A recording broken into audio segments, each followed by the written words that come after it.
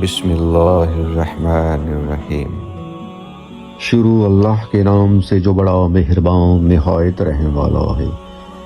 پیارے سامعین و ناظرین، آج ہم آپ کو غسل کے فرائض، وضو کے فرائض اور نماز کے لیے کون سے چیزیں ہونا ضروری ہیں، یعنی کون سی شرائط ہیں، اس کے بارے میں کچھ معلومات دینے کی کوشش کریں گے۔ سب سے پہلے غسل کے فرائض۔ ناظرین، غسل کے 3 فرائض ہوتے ہیں، اس کے بغیر غسل درست نہیں ہوتا، اور بال برابر جگہ بھی خشک رہ گئی تو نماز یا تلاوت بھی درست نہیں ہوگی۔ اس طرح کلی کرنا کہ سارے منہ میں پانی پہنچ جائے، یعنی کلی اس طرح کرو کہ پورے منہ میں پانی جانا چاہیے۔ ناک میں پانی ڈالنا جہاں ناک تک پورا پانی جائے، یعنی کہ اس جگہ تک جہاں تک ناک نرم ہوتی ہے۔ نمبر 3، سارے بدن پر پانی پہنچانا تاکہ کوئی جگہ خشک نہ رہے۔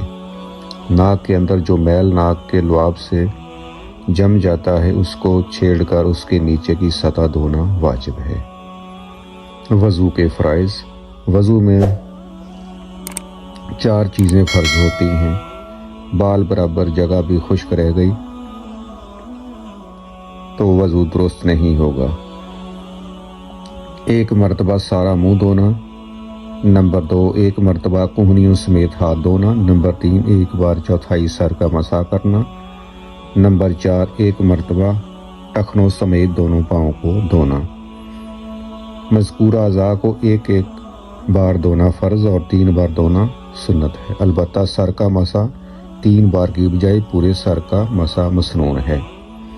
اب ناظرین جانتے ہیں نماز کے فرائض۔ نماز کے اندر 6 فرض ہیں جنہیں ارکان نماز کہتے ہیں۔ اس طرح نماز کے باہر 7 فرض ہوتے ہیں جنہیں شرائط نماز کہتے ہیں، ان کے بغیر نماز نہیں ہوتی۔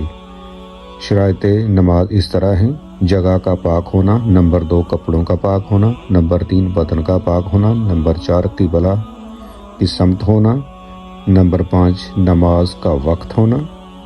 نمبر 6، سطر کا ڈھانپنا، اور نمبر 7، نیت کرنا۔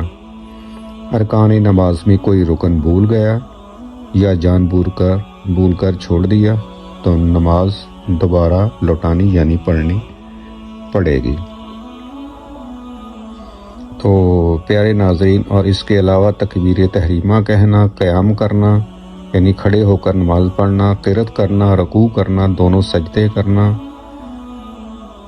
قعدہ اخیر کرنا یعنی آخر پر جو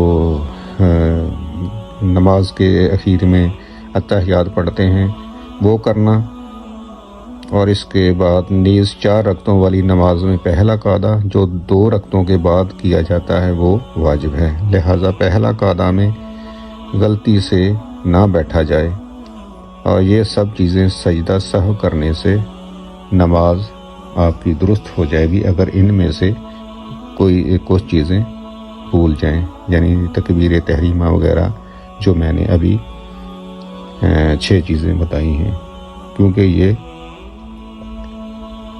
ان میں نماز لوٹانا ضروری نہیں ہوتا۔ اللہ تعالی ہم سب کو یہ سب چیزیں اسلام کے طریقے کے مطابق کرنے کی توفیق عطا فرمائے، اور ہمیں تلاوت قرآن پاک اور نماز پڑھنے کی توفیق دے۔ آمین ثم آمین۔